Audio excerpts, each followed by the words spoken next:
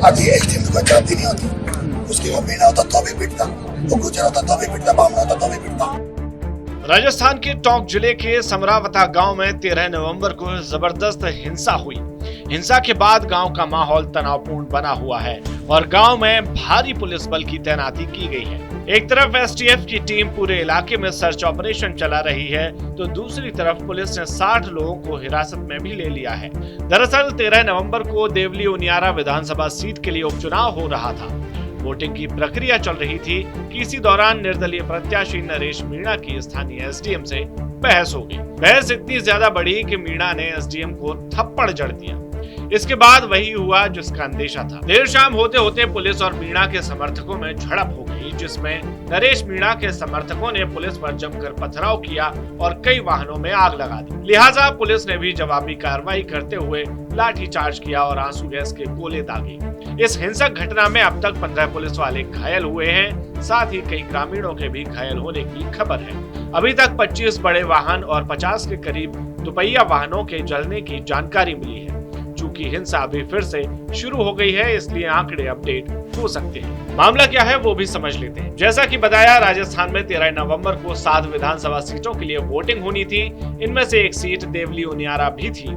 यहाँ कांग्रेस के बागी नेता नरेश मीणा निर्दलीय प्रत्याशी के तौर पर चुनावी मैदान में थे। नरेश मीणा ने समरावता गांव में चुनाव वोटिंग में गड़बड़ी का आरोप लगाया। उनका आरोप था कि ईवीएम मशीन पर उनका चुनाव चिन्ह ठीक से नजर नहीं आ रहा था। इसके साथ ही उन्होंने गलत वोटिंग के भी आरोप लगाए। इस मुद्दे पर उनकी एसडीएम अमित कुमार चौधरी से बहस हो गई। बहस के दौरान नरेश मीणा ने अपना आपा खो दिया और एसडीएम को थप्पड़ रसीद कर दिया।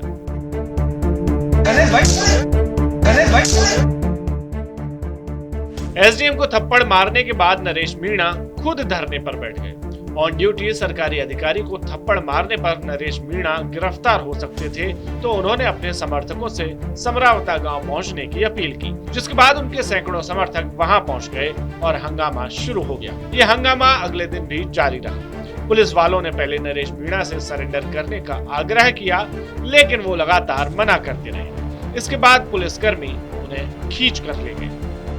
उस एसडीएम ने 3 लोगों का फर्जी वोट डलवाया दबाव देके कि तुम्हारी नौकरी खा जाएगी, तुम्हारे कर देंगे। उन्होंने वोट डलवाया दादागिरी से। एक मैंने जो उसमें आंगनबाड़ी में एक टीचर था, एक और था। जब मेरे को ये पता लगा कि जबरदस्ती वोटिंग कराई जा रही है, सभी की भावनाओं को हाथ किया जा रहा है, मैं गया, मैंने पूछा कर्मचारियों को किसने डलाया। उन्होंने कहा ये एसडीएम ने डलाया है। मैंने एसडीएम के थप्पड़ चढ़ा था, ये बात सही है, लेकिन इसलिए चला था कि उसने कुकर्म किया था, गलत काम किया था। उसके जड़ने के बाद हम लोग यहाँ बैठे रहे, धरना चलता रहा। जब धरना चलता रहा तो 3:30 बजे जब कलेक्टर नहीं आया, कोई भी नहीं आया, जब मुझे लगा कि ये लोग ये चाहते हैं कि हमारा वोट नहीं डले, मैंने वोटर से अपील की, आप लोग वोट डालो 3:30 बजे, और 3:30 बजे बाद वोट डाल दो। जब तक आपका वोट डलेगा, वोट डलने के बाद मैं यहाँ बैठा हूँ। वोट डलने के बाद आप जो फैसला लोगे वो फैसला मेरा है। सारे वोट डल गए, सारे लोग यहाँ इकट्ठे हुए। सबने फिर एक बात कही कि कलेक्टर के बिना हम कोई बात नहीं करेंगे। मैंने खूब कहा कलेक्टर बुलाओ, नहीं बुलाया। लास्ट में मैंने फिर एक बार कह दिया भाई एसपी को बुला लो।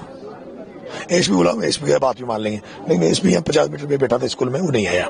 नहीं आने के बाद में फिर शाम को हमारा रात को ये स्टेज लगा के हमारा ये था कि रात भर हम यहाँ पड़ाव डालेंगे। मैंने बिस्तर मंगा लिया था, खाना मंगा लिया था। खाना मंगाने के बाद हम लोग, इन्होंने खाना रोक लिया, हमारा टोल भी रोका। फिर वो कच्चे रास्तों से खाना आया पिकअप में, वो पिकअप रोक ली। रोकने के बाद मैं जब मुझे पता लगा, सारी पंक्ति लगा दी थी, हम लड़के बैठ गए थे। मैं खाना लेने गया, तो खाना लेने के लिए गया तो पुलिस के एसपी ने मेरा हाथ पकड़ के पुलिस से कहा कि भाई इसको गाड़ी में डालो। मैंने वो गाड़ी में डाल लिया था। जैसे गाड़ी में डाला, पथरा हो गया था, पथरा हुआ, लाठीचार्ज हुआ। उसके बाद पुलिस वाले वहां से मेरे को छोड़ के भाग गए। एक भी पुलिस वाला मेरे साथ नहीं रुका। पुलिस का एक ड्राइवर गाड़ी में था। उस पर जब लाठीचार्ज पथरा हुआ, मैंने उसको, मुझे लगा इसमें नुकसान हो सकता है, मैंने उसकी जान बचाने के लिए उसको निकाला, उसको मैंने उस मकान में बिठाया। फिर मैं इस जगह आ गया। ऐसे आया तो इधर से फोर्स ने अटैक किया। वो उनके पास आंसू गैस के गोले, मिर्ची बम और सब थे। जैसे मिर्ची बम आया, मेरे को यहाँ महिलाओं ने घेर लिया था। महिलाओं ने कहा बेटा तू नहीं जाएगा। मैंने कहा आपको खुशी, मेरे को इस मकान में ले गए।